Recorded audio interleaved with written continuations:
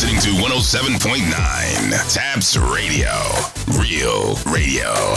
We are broadcasting live at TAPS Santa Ana campus. Ladies and gentlemen, bringing you the latest and the hottest news.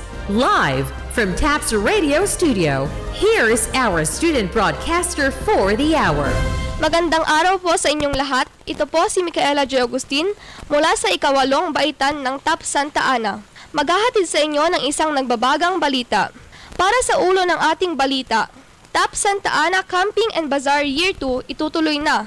At para naman sa detalye ng ating balita, idadaos na sa wakas ang camping at bazaar ng TAPS Santa Ana Campus bukas at sa Sabado, January 10 at 11, 2020.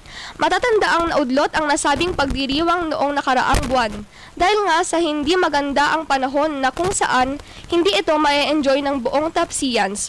Ang camping ay para lamang sa mga Tapsians mula ika-4 hanggang ika-8 baitan.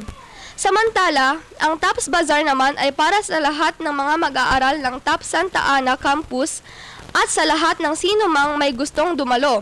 Inaasahan ng mga administrators na magkakaroon ng magandang panahon.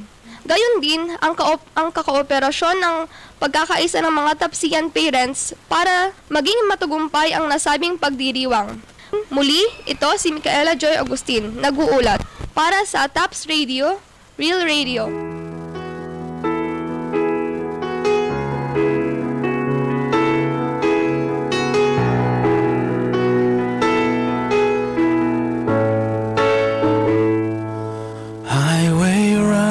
You've heard our student broadcaster for the hour. Stay tuned for more, only here on TAPS Radio.